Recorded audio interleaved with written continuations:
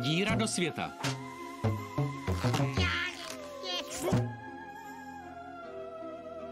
Vítejte u otevření našeho buchvičeho, které jsme kvůli lobování Lizy Simpsonové postavili místo nového baseballového stadionu. Aspoň, že praporky jde použít pro obojí. Profesor Frink nyní přístroj zapne a zodpoví tím buď letité obskurní otázky subatomické fyziky, nebo zničí celý vesmír.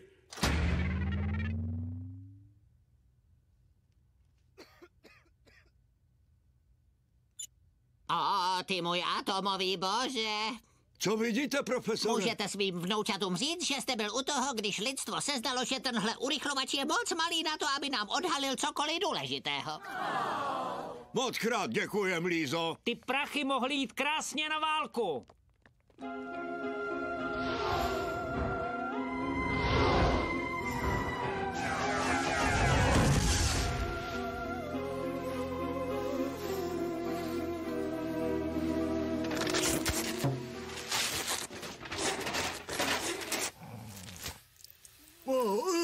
Svůj mop nikomu nedám.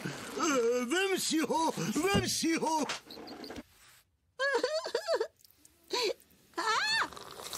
Malá černá díra.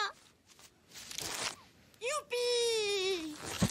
O ne, musím ji někam uklidit, než do ní spadne další nevinné děcko. Opsa!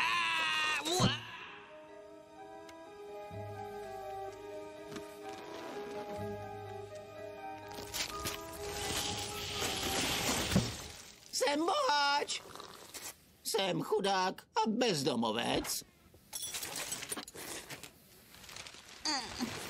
Lízo, že ty tam máš zase toulavýho psa. Je to mnohem horší než toulavý pes. 2 toulavý psy? Černou díru. Přesně na to jsem se chtěl zeptat. Ty jsi nemyslel, že to jsou 3 toulavý psy? Možná. Černá díra? Promiňte, smím tomu tak říkat. Ano, tak se to jmenuje. A většina vědců věří, že cokoliv pohltí, už se nikdy nevrátí, ale někteří si myslí, že je to brána do jiných vesmírů. Uměla by mi otevřít pytlík preclíků? Pomoz bráchovi. Juhu! No.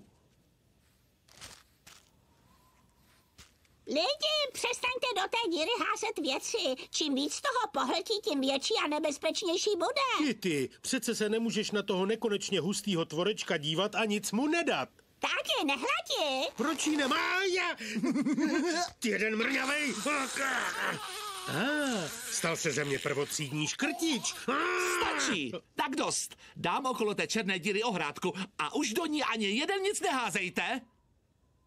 Ano, Homere? Taky, to je hnusný. Promiň.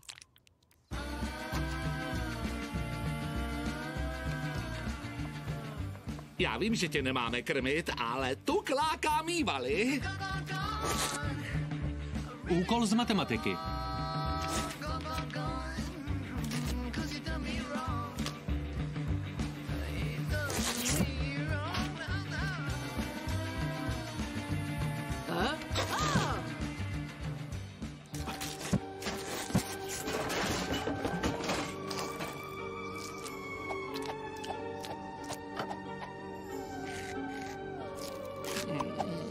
Přestaň mi děrovat housky. Ta černá díra je pořád větší. Chce se někdo přiznat, že do ní něco házel? Ne, já ne. My tu máme černou díru? A nabízí se otázka, neví někdo, kde je kočka? Tady je to. Prý sežere všechno. Co to je? Dobrá, je možný, že někdo založil podnik s názvem Likvidace všeho kouzelnou všežravou dírou, ale já to nebyl. Fuj!